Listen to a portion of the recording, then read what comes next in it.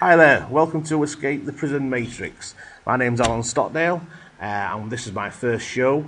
And what we're going to talk about today is I just don't know, because I've got a special guest coming along, and his name's Mr. Paul Massey, and I'll tell you a little bit about him. I came across him about 7 or 8 years ago when we used to do a bit of online marketing, and it soon became very apparent that this man was very, very knowledgeable on lots of subjects.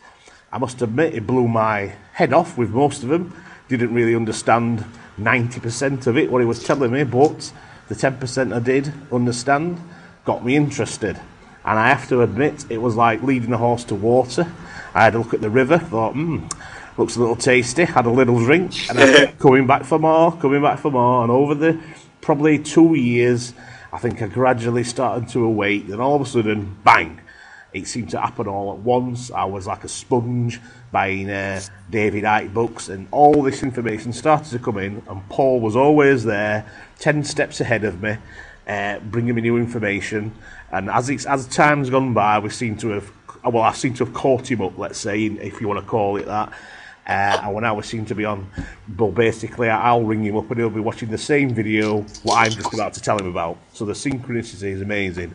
So I just wanted to bring him on board now because he's going to be my co-host. So hello, Mr. Paul, are you there? Typically in prose, he is, yes. Alan, wow, I couldn't have said it better. It's fantastic to hear what you've just parlayed as an introduction to all our brothers and sisters out there who are going to come across this. Yeah, that's about the nature of the game. We're in, as the title of the show suggests, it is a prison matrix. It's twofold. One's the system on the planet Earth that we're dealing with, you name it, from pharmaceuticals to natural remedies to the banking system to your straw man. Some of you may not know that term yet.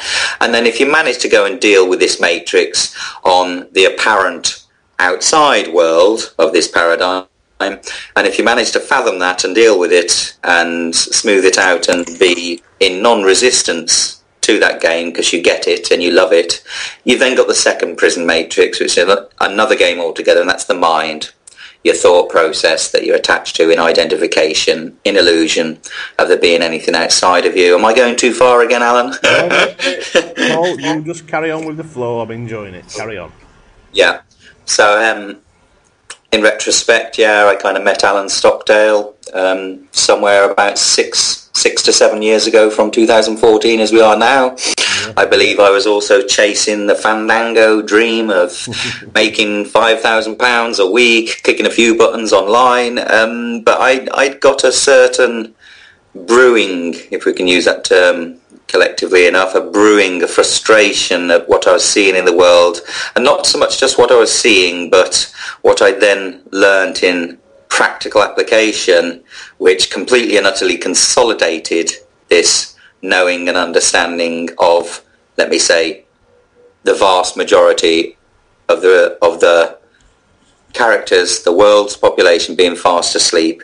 I came to experience that firsthand in 1,000 different paradigms and characters and moments of meeting everyone from a wizard of a professor of a university somewhere to Joe Blogs on the streets, whatever. In conversations, I realised, oh my God, this is deep. There's one thing what I found out though along the way. I look back at myself now and you, is even though when we was awakening, like I said, you was always a few steps ahead of me in those days, we still was trapped in that paradigm of needing the money, got to be successful, we need to get abroad. You wanted to move to Thailand, didn't you? Needed this illusional X amount of money.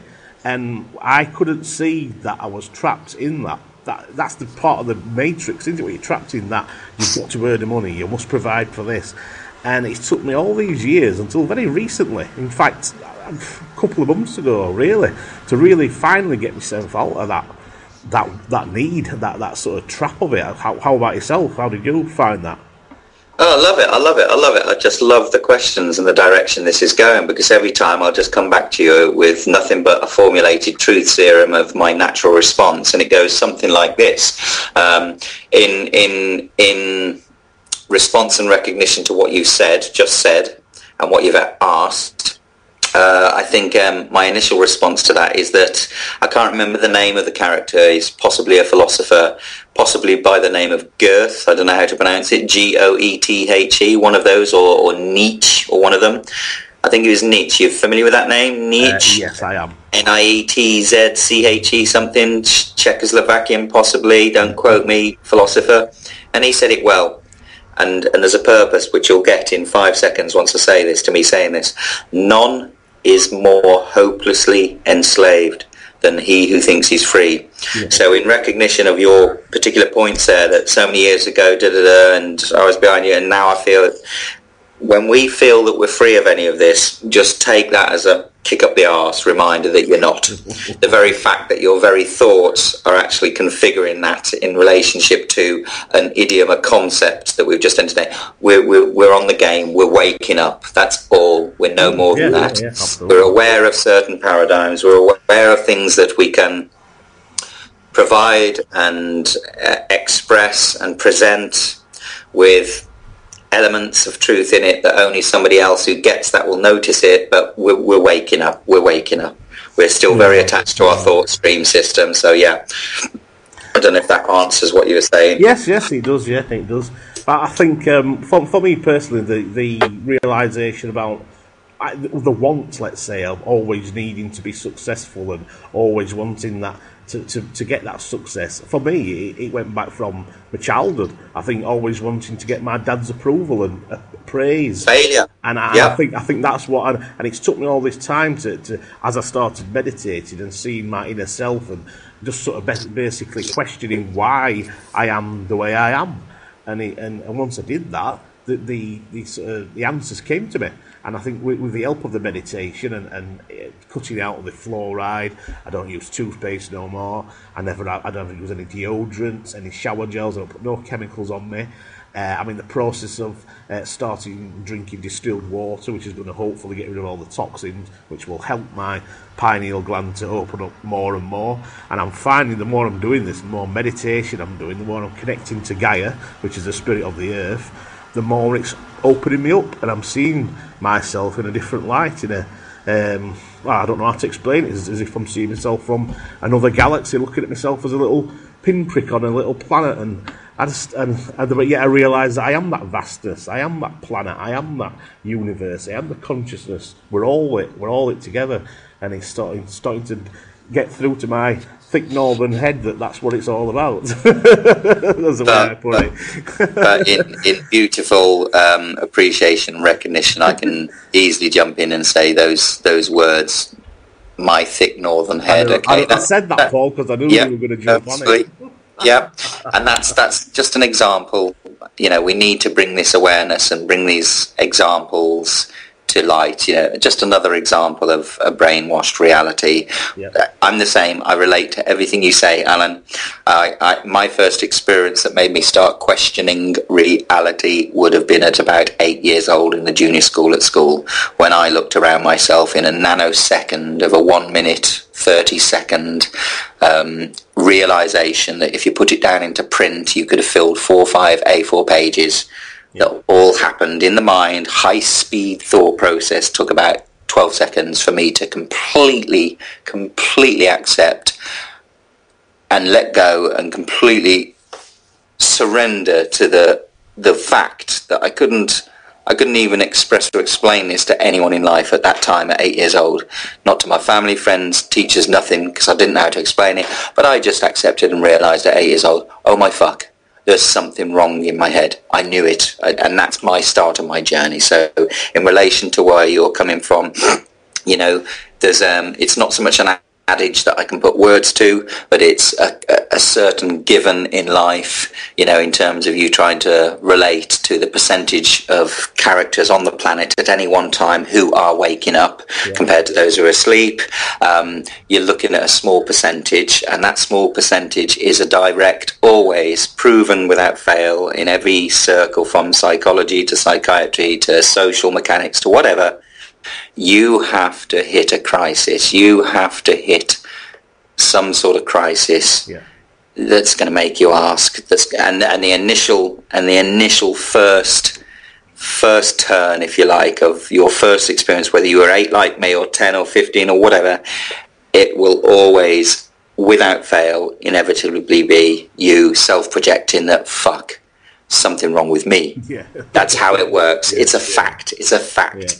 You know, and it's not at that age when you do realise this, you're not fighting a system saying, hey, they've all got me wrong, they don't understand me, because of the very fact that you don't. You just had this canvas that is overwhelmingly proving and confirming that, listen, you don't fit in, you're wrong. And at a young age, when you're formative, you're going to want to know what the fuck's going on here. I need to understand this because I can't speak to anyone yet who would.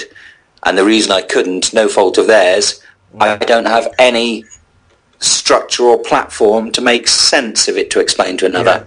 So you go along your formative years growing and relating and reflecting, you against this apparent outside world.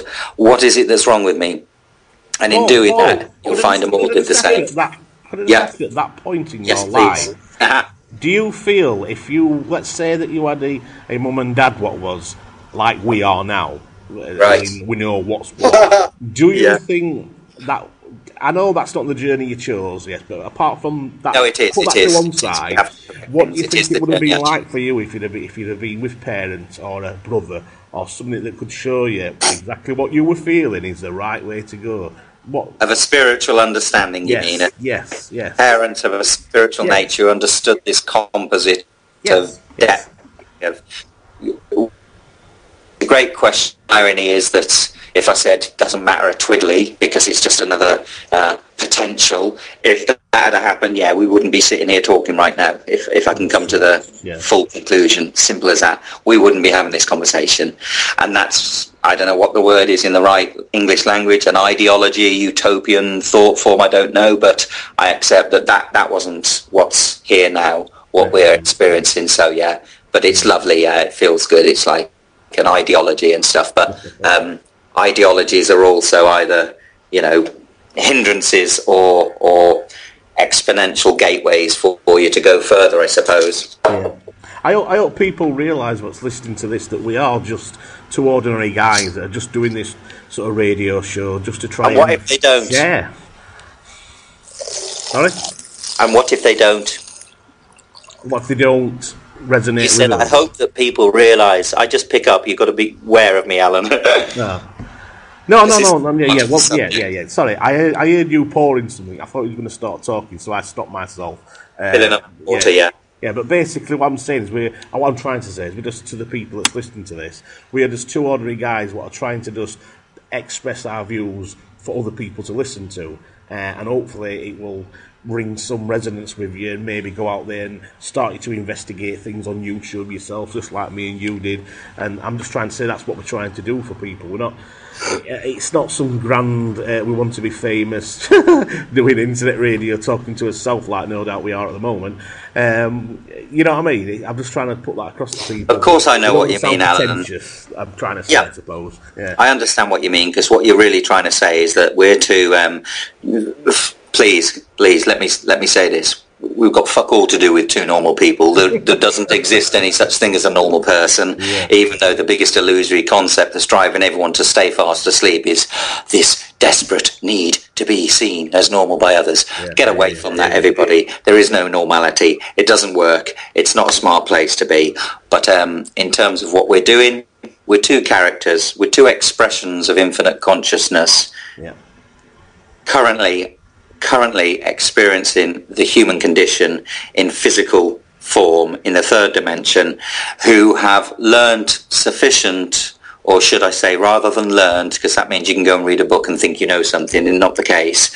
We've realised, I love the word real eyes. Some might say the pineal gland, the third eye, real eye. Anyway, we've realised, and in our earlier days when we were juvenile to this game, in terms of our complicit understanding or not, we would say we've realised there's something abhorrently wrong. And here's the fact of the matter, here's the truth, there's nothing wrong. We're just not at a stage evolutionary in the human condition to recognise perfection in everything. and I could go controversial with that phrase, but I won't at the moment. Yeah, we'll come back to that at a later stage. Okay. But you and I are two characters waking up who are so impassioned about the truth that we have realised, not believed, not opinionated, but realised is 100% a true paradigm. We've come to a place where we just feel naturally impulsed and impelled and compelled, or whatever the word, to help our brothers and sisters, because I'll say it, the movie, The Matrix, it's one clever movie, and a lot of people are waking up to that. We are in a holographic universe, whatever. We are functioning through a tool known as perception, which is very young, very immature. It hasn't developed too far yet, other than for us to be here. And if you can bring about that tool up to the place where you can realize that there is perfection in everything, in the dog shit on the floor. For what's extremely important on this point. Say again.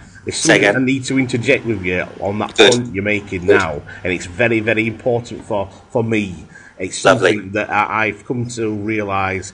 We did speak about it a few weeks ago about the Cameron Day version. There's a guy what I listen to, and there's quite a few other people. Michelle Walding, she talks about the same sort of stuff. Her boyfriend, Mr. Prescott, I think his name is.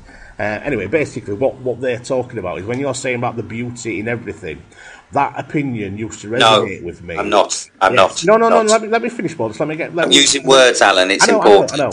You said beauty. I said perfection. We've got to be clear with people, otherwise they get confused. Please. Yeah, I know, but I'm just trying to explain something that's very important to me. And I know, but you asked for this.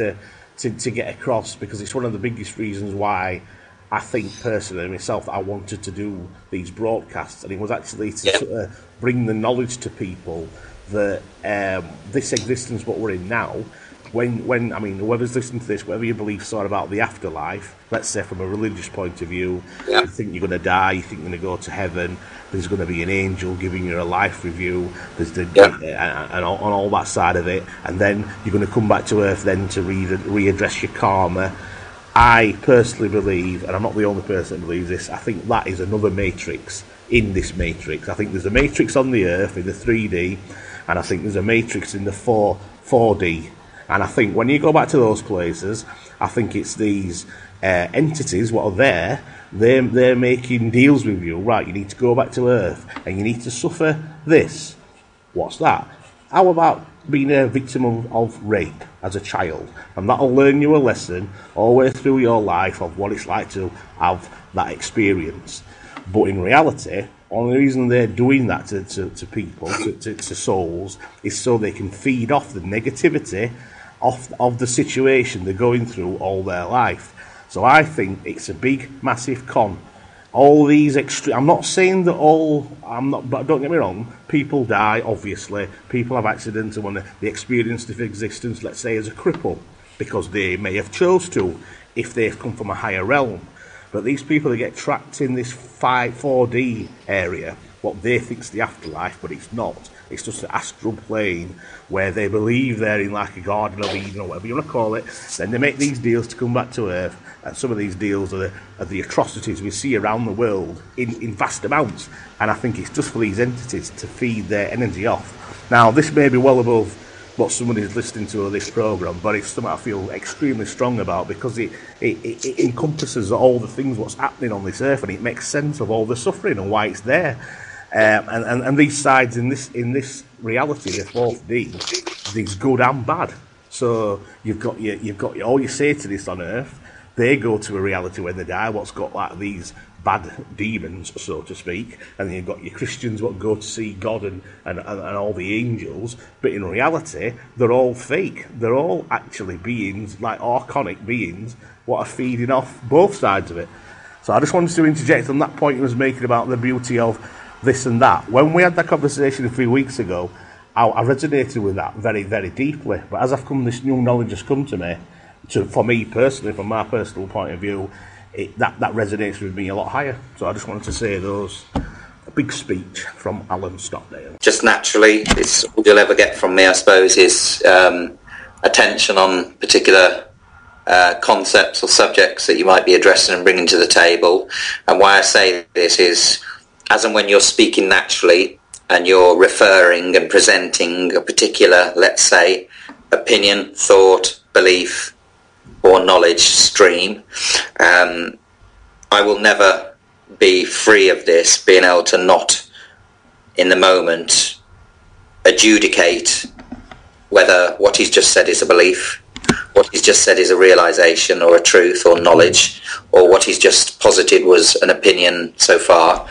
So on that note of what you're saying, you know, about Christians, you know, you've actually shared an opinion at the moment about everyone according to their particular paradigm of thought system, attachment, belief system to whatever. You know, your Christians will go and experience this afterlife, whether it's this or that, heaven or hell. All of these suggestions or beliefs or whatever are just that. They're not knowledge. They're only beliefs, you know. So it's fair to say, if you've got an understanding, a little comprehension of the biblical platform in life and what it's addressing, and many other religions similarly, from Judaism and Islam or whatever, you've got this idea of a creator and you're on this planet as a life, and based upon your decisions and choices you made, there's going to be a point where the body dies and you're in front of an adjudicator who judges whether you're going to come back and serve some more and suffer some more, and whether that adjudicator could be Anu or whoever we're coming across who might be controlling the whole game. Yeah. All of this, because of this beautiful place when we were born, which was amnesia. There was a purpose to us forgetting the source we came from. Because we're doing the waking up game, we're riddled, we're really held down by beliefs. And the only way to shatter a belief is through realization. And through the aspect of realization, that's the only way that any belief ever transmutes into knowledge. You're following? So in terms of what's going on in the afterlife, you and I hold beliefs. We have understandings, opinions, beliefs and attachments that, yeah, I get that. I've read it so many times in so many spiritual contexts that must be the case. But my passion, Alan, which is why we're here, is truth. And so I'm very, very quick to pick myself up. And myself includes every other brother and sister on the planet, funnily, as I'm coming through that awakening. So I'm so quick to pick up the first sense, the first sniff I have that's telling me I'm currently sharing or pulling apart or analysing a belief, because knowledge, when shared, requires no analysis. It just is. It's an absolute format. What would you suggest then, Paul, from what you're saying about realisation and belief? How have you gone from belief to realisation then? I mean, for me personally, it's like I'm listening to my higher self. It's like, because I'm connected with my higher self, it's a knowing, it's a knowing inside me, like a knowledge, what just resonates, this is true. Now for me, so from the way I'm experiencing this reality is, that feels like me, that is a realisation for me. How does it work for you? Well, to answer you again, to give you some feedback and respond to that accordingly, I would say, yeah, guess what? That's where we're at. And if you for 1 second assume that to work this out from a head-centered energy computer system known as the brain and the mind, it's a male energy, it's in the head, it's a different level, it's what we call intellect. It has very little in comparison with the word intelligence. On this level, we're talking about the difference between heart-centered intelligence and head-centered intellect. You're asking how did it work for you to go from belief to realization? Well, I've been, I suppose, 20 years now focusing on, if I say the subject of perception, I suppose, which that would fall into. I've spent 20 years trying to make sense of this, and I've done it from a head-centered reality. So my intellect has done what it can to make sense of all this, and from that perspective, I can give you a rhetorical deliberation and a definition in verbosity with words of the English language coming from the intellect to explain that. However, that's as futile, as trying to boil an egg in the North Atlantic in relativity, because for you to know and recognize the difference between everything you have believed, you currently believe, then everything you currently believe that you shouldn't attach to, that you want another to understand, this is where it starts to get wobbly. This is where the matrix really starts to wobble, because you're trying to prove something based on the dynamics of language, belief, intellect. You with me? Yeah. You're trying to prove what you currently know? No. What you currently believe. And the point of transition, if you like, which I'd say is very rarely in a second, an hour, a day, a week, or a month, or even a year. The point at which you are able to naturally let go of your what seems like a pressurized need to explain to another what you believe or how you see it. That very point of transition is the point at which knowledge enters the game. You with me? Yeah. So for you to want to need to, listen, this is how I've got it, mate. Listen, Alan, this is how I understand it. When we say that to someone, what we're doing is we're fishing. We're fishing for recognition, confirmation that I've got it right. And this is all head. This is all head mechanics nature. And what I'm trying to, it's not always easy, this isn't, because we're limited with an English language here. What I'm trying to point out is I've personally recognised that the point in which, and let's not say the point, because that really fine-tunes it to this little time and space moment, but the time where you are in full realisation or starting to realise, oh my shoot, that's so true, you'll find that those moments, those particular realisations, you now try and explain that with the English language and the intellect and the head for another to get it. And if you're trying to explain it to that other for them to get it, with any kind of passion, whereby them disagreeing riles you, that's great, because all that's showing you, mirror reflection, is just telling you where you're at.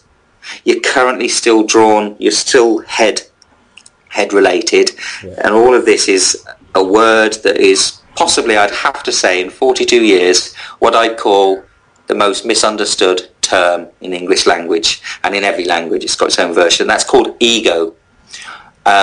And so to know and understand and recognise what is ego, what is its fundamental nature, what aspect of my experience am I currently fundamentally aware of, to say that part of me is ego but this part isn't, that's ego talking. It's a monkey to recognise. You've got to be so sharp, and then you can get so far in being so sharp, because being so sharp is again an intellectual function.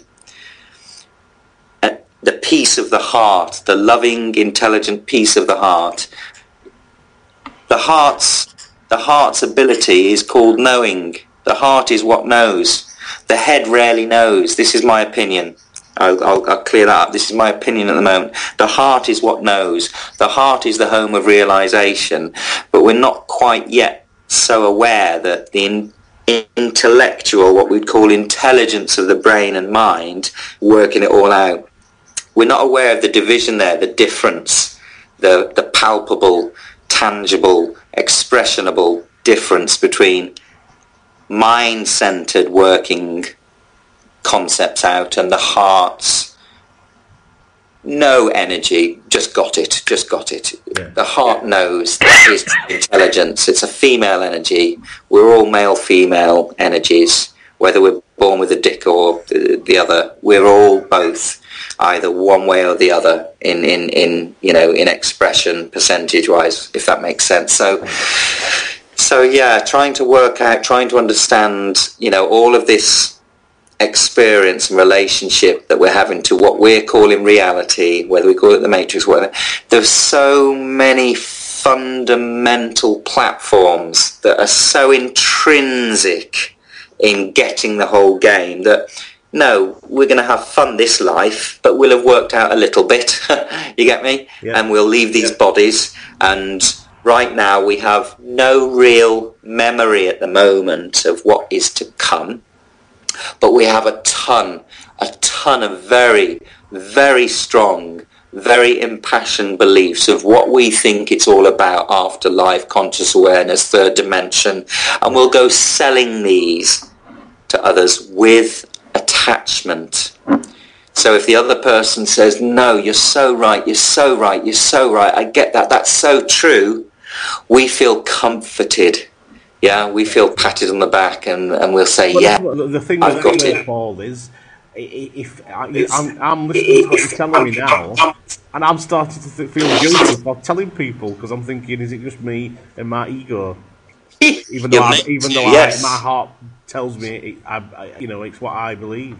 Not the word believe. I know. Sorry, after listening to your sermons, I'm trying to word it a bit better. Yeah, my heart. Absolutely. I know that it's true, but I feel guilty now because it might be my ego telling them. Well, that's because you're meant to. You're meant to have that little experience of feeling guilty, because if you don't have that experience of feeling guilty, you can't get to the next stage.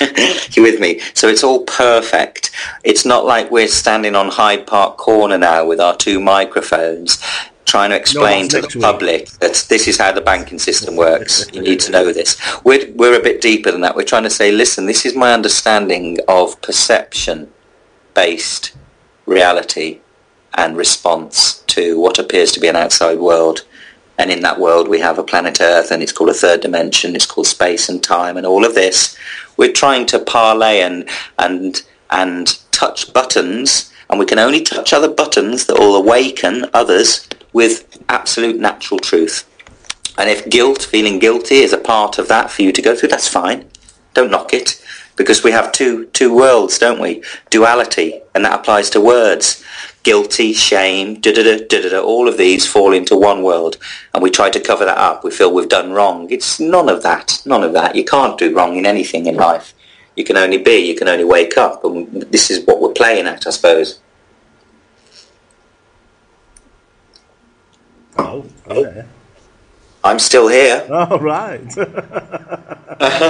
It's just that you just seemed to finish all of a sudden. I thought you disappeared. Yeah. So, I mean, let's talk about this show for anybody who might be still listening to what we're talking about now, if we're not just talking to ourselves.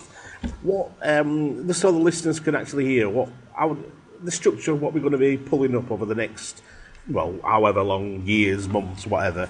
Because obviously this first show we've been talking generally, speaking about our beliefs and whatever. Are we going to have some sort of structure for maybe they get the viewers to email us, and would you talk about these things, talk about that, and we can, if it's in our sphere of knowledge, talk about that on a weekly basis? What do you reckon to that as an idea? Well, in answer to what you're asking, what is the subject, what is the structure, I would help all of our purported listeners with one word alone, and I think this will resonate with you the second I say it. We're here to share truth. Right. What we understand as truth. Okay. That truth might fall into 30 different categories. That could be the straw man, your birth certificate as a legal fiction. That could be the financial structure. That could be the powers that be, the Illuminati, the Bilderbergs. That could be food, the difference between nurturing living food, organic, and so forth. So there are 20 odd subject matter topics that we can address, but they all come from one foundation, and that's the word truth. Yeah. That's why we're here. We want to share what we understand as the truth, and I think it's quite easy for other people to resonate and feel that somebody out to share truth with no agenda of manipulating or deceiving another. Like Alex Jones has got on his show, no links to products what he sells to make lots of money out of his. No, not here to make. Not here to make money. We're not here to David Icke or to Alex Jones. No, and their fellow players who are on the journey, they may They may well have gotten corrupted and become part of the puppet's agenda, so they use them accordingly, perhaps. We don't know. It seems that way, but I'm here to just share what I understand, what I've seen and realised. I have very little time or very little passion here to share my beliefs. Yeah. I don't care to want to share my beliefs. To me, it's more imperative that what I know is more fundamental to helping another. If I want to share my beliefs, then I can set up a radio show of likewise, so could you, of what we believe. And we will attract the very people who are still attached to beliefs, driving their way and making their decisions in life. There's plenty of people doing that. I would like to share truths that I have realised. That's all, nothing more. Yeah. What's the biggest truth then for you then, Paul, that you've realised recently? I laugh heartily at that question with absolute love to try to pinpoint the biggest truth. I suppose, tough question. The biggest truth, I can't say there is one, but if I had to put my word in response to the biggest truth, then I think you will naturally concur and resonate immediately when I say it, is the word illusion. How's that? Yeah. Does that make sense? Well, that illusion encompasses everything, doesn't it? Yeah. All of it, yeah. Yeah, it is. I mean, for me personally, Paul, I think one of the biggest things, the knowledge I came to, what changed the way I thought about just this reality experience, not the actual. We're being lied to on all levels. Yeah. Well, for me, it was the commerce, it was the Admiralty law, it was all the fact that all this person that they give you, they give you a bill for is like not you. Once I come to realise that the human being is different from the person what's on that bill in all these capital letters, that for me was one of the biggest things what set me on a journey, because I thought, well, if that's the case, then you look into it more and more and more, and you see that it's all a con from the councils, from the government, from the police. Everything, they're all just companies working for profit, and you're the sucker what they're bleeding dry.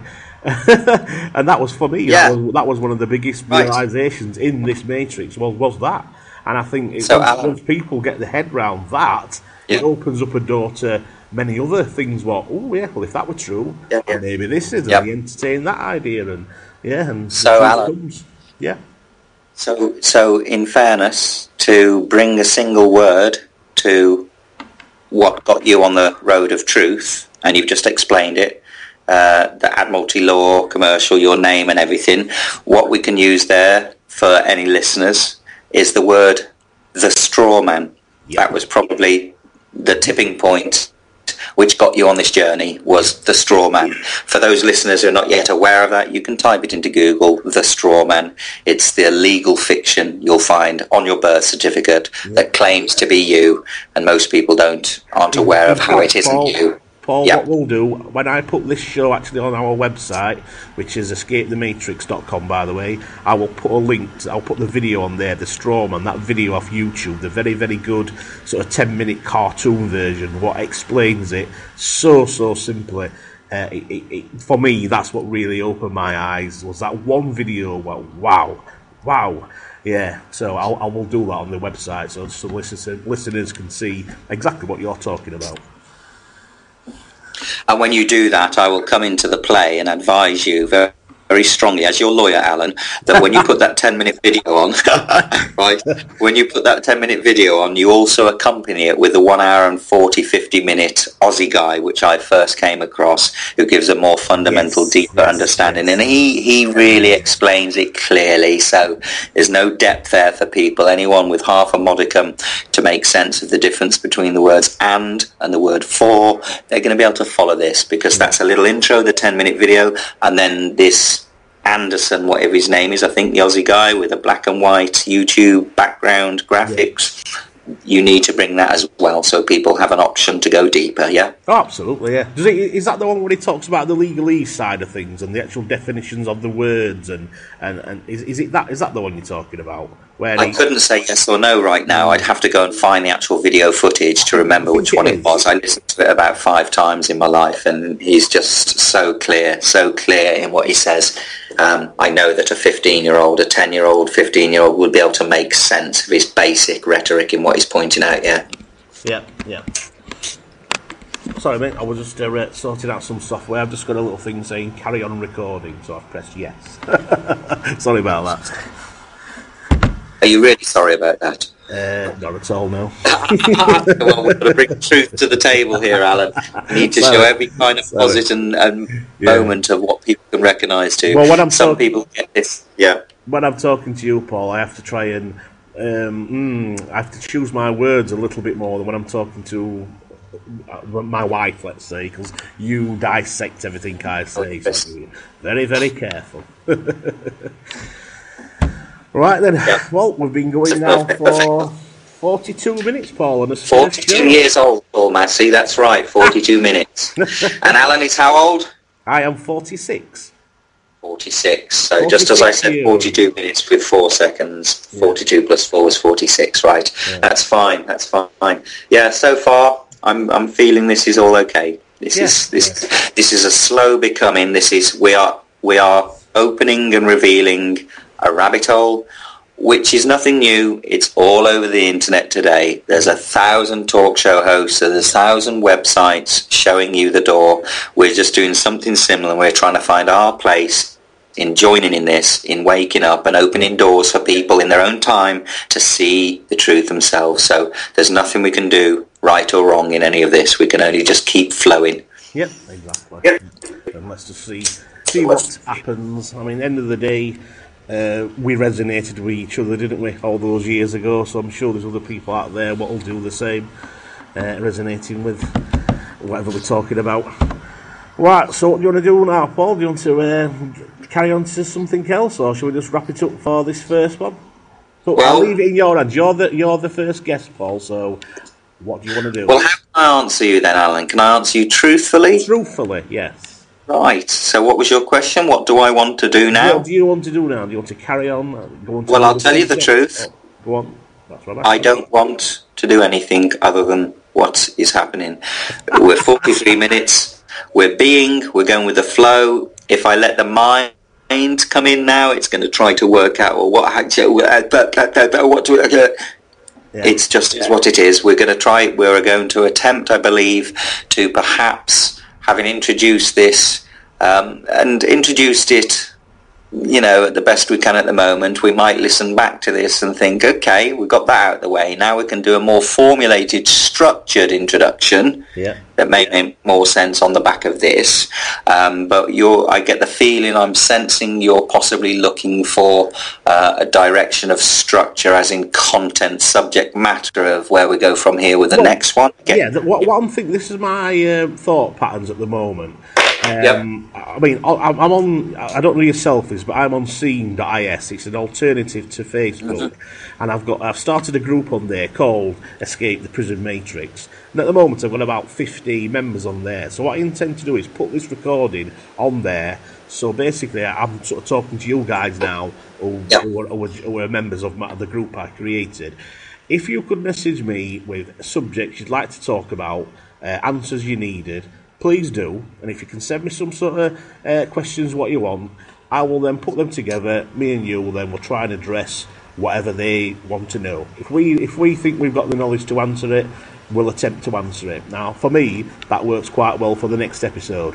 So I'll put this on Scene.is, on my group on there, Escape the Matrix, and let's just see what happens. I think that's a very good idea, actually, Alan. I think the answer to what we were trying to find a solution to 1 minute 42 seconds ago, funnily, has just appeared. Would you agree, sir? Yeah, absolutely. Just for the record, if we could maybe just call this a going out point, then. Yeah. Because when you put out this question on email that any subjects you want to talk about, then people are going to find a particular subject and an impassioned topic they're particularly maybe struggling against, but also happen to be very intrigued as to the truth behind it all, beyond perception. I'd probably say that, just for the record, when we say the prison matrix, as I said, I've already recognised a double facet to this, if you like. The one prison matrix, if I can conclude it sufficiently and short enough, is the world outside of you. Forget that that's an illusion in itself. There's nothing outside of you. It's just very apparent. But the world outside of you, in other words, the very machines and mechanics of this reality on planet Earth, 3D mechanics that are affecting everyone with its lies and its controlling. So that will be everything from the food to the straw man, to the financial system, to the separation of countries and boundaries and all of this. That I will call, you know, the first prison matrix. That's the system that you're currently experiencing as a human. That's one subject. The other subject is the other prison matrix, which is what we've pretty much touched on in its own way, funnily, in this conversation, which is our relationship to our thoughts, our perception, the very nature of reality, the illusion of us coming to conclusive evidence or conclusive beliefs that this is this, this is that, I am a human being and I'm this religion, so I've been told that, you know, we're trying to make sense of you being a conscious, aware being, having a human experience. That's the other matrix, and that's more fine-tuned. That's a deeper one. It's to do with the mind and thoughts and attachments to your mind and how you perceive, how you relate to this world through your eyes. Given that what you see outside of your eyes, everyone makes the natural assumption that that's outside of me. Yeah. That tree over there is over there. We've got the dualistic language that supports this in every language in the world. You, me, up, down, black, white. So that's another topic. And then there's the prison matrix on the planet that we're looking at, that we're all encapsulated, enslaved within. So I just wanted to point out and give a little bit of clarity to the two different matrices, matrices, if that helps anyone listening. Is that okay as an answer? Yeah, it sounds good to me. Yeah, absolutely. Yeah. Right, so I think we'll just wrap it up then, Paul. I'll just give out our contact details again. If you want to email me directly, I'm on contact at escapetheprisonmatrix.com. That's contact at escapetheprisonmatrix.com. Or if you're on the new media, which is an alternative to Facebook, which I suggest everyone gets on because Facebook's just a Nazi listening to all your calls, that is seen, SEEN.is. If you go on there and you befriend Alan Stockdale, or you search in the groups for Escape the Prison Matrix, that's my group I set up. You can message me directly on there too. So any of those mediums is fine to get any questions, and I'll be happy to answer them if we can. All right, Paul. And for all those, and for all those out there wondering how to contact me personally, so as Alan said, if you want to contact me, Paul Massey, personally as well, I'm at contact@escapethematrix.com. Yeah, of course. So Alan will probably get the questions that may be directed to me, and I'm sure he'll pass them on, and I'll talk to him first about how's that. Absolutely brilliant, mate. Absolutely brilliant. Right, we'll wrap it up there then, Paul. I'll say good night to all the listeners. If there is any out there, please, hope there is, and we'll see you next time. So thanks a lot. Bye-bye. Bye, Paul. And if I can just take a big, hang on, Alan, if I can just give a big shout out to Alan Stockdale, and thank you personally, Alan, for this first little run we've done. I think it's been very, very formulative. A lot of doors have opened to where we're going to go now with this, and 9 out of 10 of those doors we haven't yet recognised, which would be fair to say, yeah? Yeah, absolutely. That sounds good.